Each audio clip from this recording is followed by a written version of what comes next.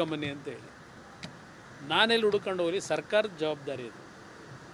ಈಗ ಒಬ್ಬ ಕಾಂಗ್ರೆಸ್ನ ಶಾಸಕರು ಹೇಳಿದ್ದಾರೆ, ಈಗ ಅದೇನೋ ಬಿ ಜೆ ಪಿ ಒಬ್ಬ ಮಾಜಿ ಶಾಸಕರ ಎಡ ಬಲವನ್ನು ಹಿಡಿದಿದ್ದೇವೆ, ಎಡಗೈ ಬಂಟರು ಬಲಗೈ ಬಂಟರನ್ನ ಇದರ ಮಹಾನಾಯಕರನ್ನು ಹಿಡಿತೀವಿ ಅಂತಕ್ಕಂಥ ಹೇಳಿದ್ದಾರೆ. ಯಾರು ಅಂತಕ್ಕಂಥ ಈ ವಾರದಲ್ಲಿ ಗೊತ್ತಾಗುತ್ತೆ ಅಂತೇಳಿ.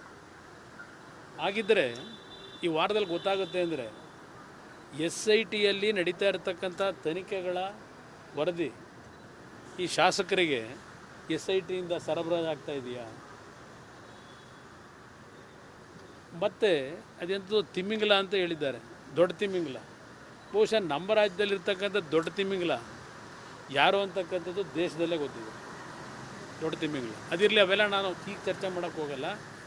ಆದರೆ ಒಂದು ನಾನು SIT ಅಧಿಕಾರಿಗಳಿಗೆ ಹೇಳ್ತಕ್ಕಂಥದ್ದು, ಪರಮೇಶ್ವರ್ ಅವರು ಇದಕ್ಕೆ ಸಂಬಂಧಪಟ್ಟಂಥ ಯಾರಾದರೂ ಹೇಳಿಕೆ ಕೊಟ್ಟರೆ ಅವರ ಮೇಲೆ ಕಾನೂನು ರೀತಿಯಲ್ಲಿ SIT ಅವರು ಕ್ರಮ ತೆಗೆದುಕೊಳ್ತಾರೆ ಅಂತ ಹೇಳಿದ್ದಾರೆ.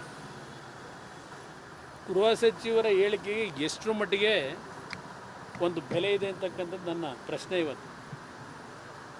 ಈಗಾಗಲೇ BJPಯ ಮಾಜಿ ಶಾಸಕರು ಇದರಲ್ಲಿ ಪ್ರಮುಖ ಪಾತ್ರ ವಹಿಸಿದ್ದಾರೆ ಅಂತೇಳಿ ಆಡಳಿತ ಪಕ್ಷದ ಶಾಸಕರು ಹೇಳ್ತಾ ಇದ್ದಾರೆ, ಮಾಜಿ ಶಾಸಕರ ಬಗ್ಗೆ.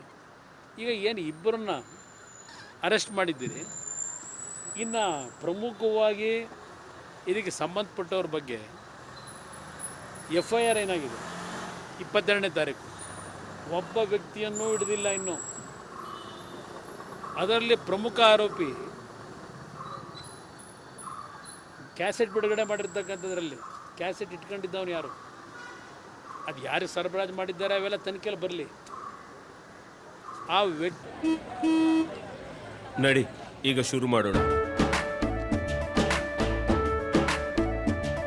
ಕೇಸರಿಯಿಂದ ಮನೋಲ್ಲಾಸ ಮನಸ್ಸು ಮತ್ತೇರಿ ಕುಣಿದಾಡಿದೆ ನೋಡು, ಮನಸ್ಸು ಮತ್ತೇರಿ ಕುಣಿದಾಡಿದೆ ನೋಡು.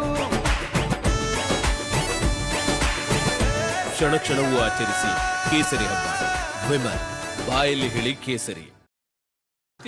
ಒಂದು ಖಾಸಗಿ ಚಾನಲ್ನಲ್ಲಿ ಸುಮಾರು ಒಂದೂವರೆ ಗಂಟೆಗಳ ಕಾಲ ಇಂಟ್ರ್ಯೂ ಮಾಡ್ತಾರೆ. ಇನ್ನು ಸರ್ಕಾರಿಕ ವ್ಯಕ್ತಿನ ಹಿಡಿಲಿಕ್ಕಾಗಿಲ್ವಾ? ಅದಷ್ಟೇ ಅಲ್ಲ, ಅವನು ಯಾರೋ ನವೀನ್ ಗೌಡ ಅಂತೇಳಿ ಏನೋ ನಮ್ಮ ಪಕ್ಷದ ಶಾಸಕರಿಗೆ ಏನೋ ಪೆನ್ ಡ್ರೈವ್ ಕೊಟ್ಟೆ ಅಂತ ಅದೊಂದು ಬೇರೆ ಹೇಳಿದ್ದಾನೀಗ. ಎಷ್ಟರ ಮಟ್ಟಿಗೆ ಈ ಒಂದು ತನಿಖೆ ಹೋಗ್ತಾ ಇದೆ, ಈ ತನಿಖೆಯ ಒಂದು ಗಾಂಭೀರ್ಯತೆ ಎಷ್ಟಿದೆ?